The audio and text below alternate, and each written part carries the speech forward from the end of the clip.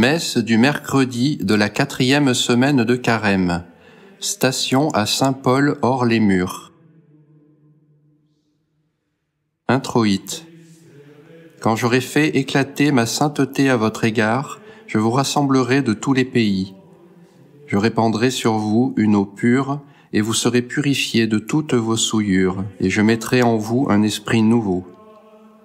Je veux en tout temps bénir le Seigneur, avoir constamment sa louange en ma bouche. Gloire au Père, au Fils et au Saint-Esprit, comme il était au commencement, maintenant et toujours, et dans les siècles des siècles. Amen. Collecte.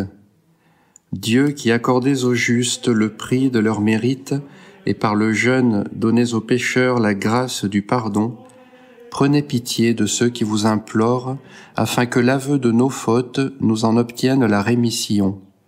Par notre Seigneur Jésus-Christ. Lecture tirée du prophète Ézéchiel, chapitre 36. Ainsi parle le Seigneur Dieu. Je manifesterai la sainteté de mon grand nom, profané parmi les nations, au milieu desquelles vous l'avez profané. Et les nations sauront que je suis le Seigneur, quand sous leurs yeux je ferai éclater ma sainteté à votre égard. Je vous retirerai d'entre les nations, je vous rassemblerai de tous les pays, et je vous ramènerai sur votre sol. Je répandrai sur vous une eau pure, et vous serez purifiés de toutes vos souillures, et je vous purifierai de toutes vos idoles.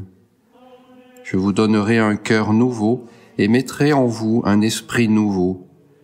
J'ôterai de votre corps votre cœur de pierre, et je vous donnerai un cœur de chair. Je mettrai mon esprit au-dedans de vous, et vous ferez obéir à mes préceptes, observer et pratiquer mes lois.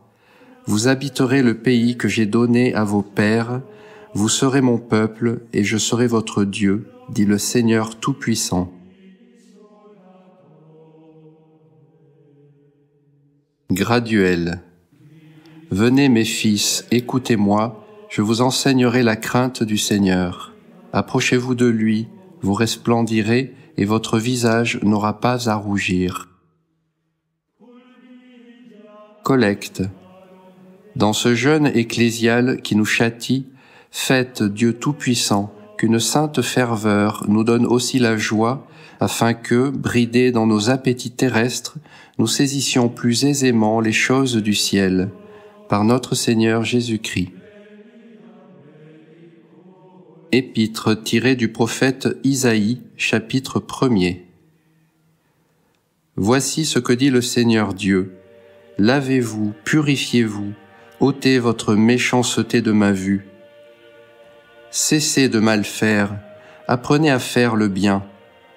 Recherchez la justice, secourez l'opprimé, faites droit à l'orphelin, défendez la veuve. Allons, venez, expliquons-nous, dit le Seigneur.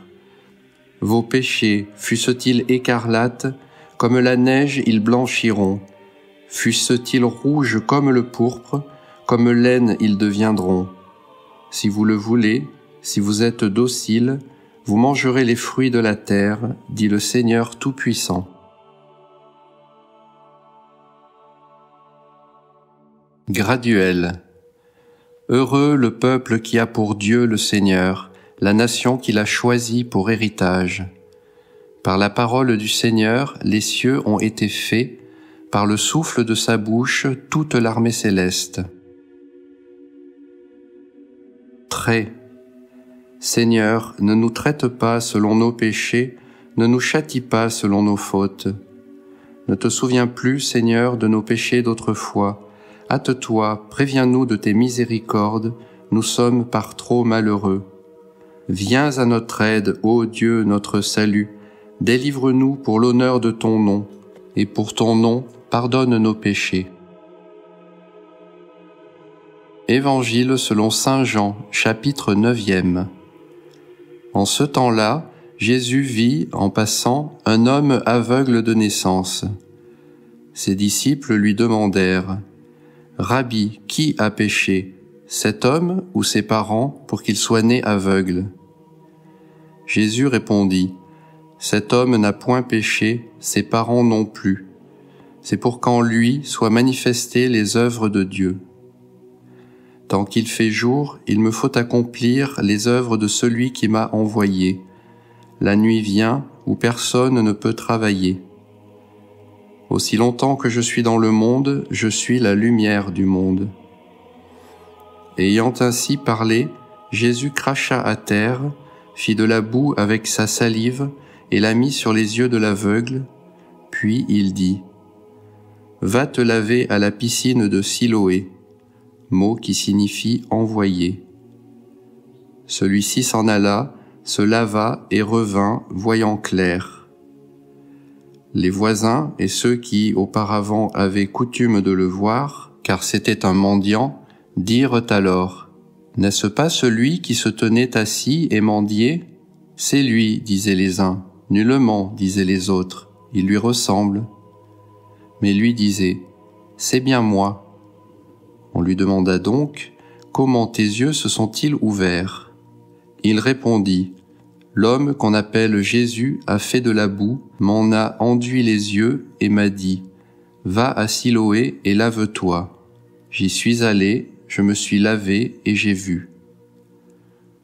On lui dit « Où est-il » Il répondit « Je n'en sais rien. » On amène l'ancien aveugle aux pharisiens. C'était un jour de sabbat que Jésus avait fait de la boue et avait ouvert les yeux de l'aveugle. Les pharisiens lui demandèrent donc à leur tour comment il avait recouvré la vue. Il leur répondit « Il m'a mis de la boue sur les yeux, je me suis lavé et je vois. » Quelques pharisiens dirent alors « Cet homme ne vient pas de Dieu, puisqu'il n'observe pas le sabbat. » Mais d'autres disaient « Comment un pécheur pourrait-il faire de tels miracles ?» Et il y avait des accords entre eux. Ils demandèrent donc une fois encore à l'aveugle « Mais toi, que dis-tu de lui, de t'avoir ouvert les yeux ?» « C'est un prophète, répondit-il. » Cependant, les Juifs ne voulurent pas croire qu'il eût été aveugle et qu'il eût recouvré la vue avant d'avoir fait appeler les parents du miraculé. Ils leur demandèrent « Est-ce là votre fils que vous dites né aveugle? Comment donc voit-il à présent ?» Les parents répondirent « Nous savons que c'est bien notre fils et qu'il est né aveugle. Mais comment il voit maintenant, nous n'en savons rien, ni non plus qui lui a ouvert les yeux. Interrogez-le lui-même, il est d'âge à s'expliquer sur son compte. » Ses parents parlèrent ainsi par peur des Juifs, car ceux-ci avaient décidé que si quelqu'un reconnaissait Jésus pour le Christ, il serait exclu de la synagogue. Voilà pourquoi ses parents répondirent « Il est d'âge, interrogez-le. » Les Juifs rappelèrent donc celui qui avait été aveugle et lui dirent « Rends gloire à Dieu, nous savons, nous, que cet homme est un pécheur. » « Si c'est un pécheur, je ne sais, répondit-il. Ce que je sais, c'est que j'étais aveugle et qu'à présent je vois. » Ils lui demandèrent « Que t'a-t-il fait? Comment t'a-t-il ouvert les yeux ?» « Je vous l'ai dit déjà, répondit-il, et vous ne m'avez pas écouté. Pourquoi voulez-vous l'entendre à nouveau? Est-ce que vous voudriez, vous aussi, devenir ses disciples? » Ils se mirent alors à l'injurier et lui dirent « C'est toi qui es son disciple. Nous sommes, nous, les disciples de Moïse. Nous savons, nous, que Dieu a parlé à Moïse, mais lui, nous ne savons d'où il est. » L'homme leur répondit « C'est bien cela qui est étonnant, que vous ne sachiez d'où il est et qu'il m'ait ouvert les yeux. Nous savons que Dieu n'exauce pas les pécheurs, mais si quelqu'un est pieux et fait sa volonté, celui-là, il l'exauce. Jamais on n'a entendu dire que quelqu'un ait ouvert les yeux d'un aveugle né.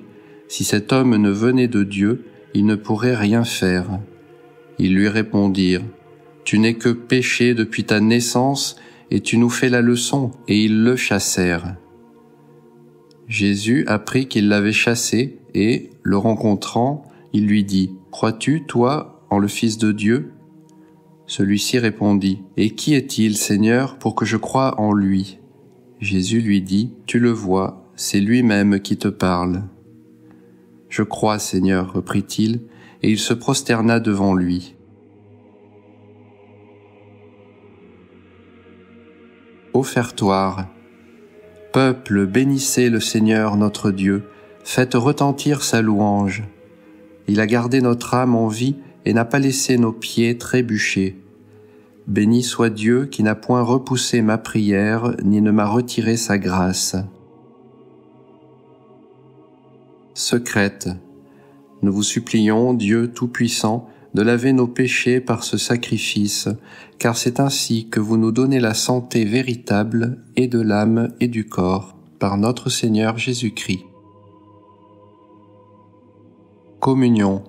Le Seigneur a fait de la boue avec sa salive et m'en a enduit les yeux. Je m'en suis allé, je me suis lavé, j'ai vu et j'ai cru en Dieu.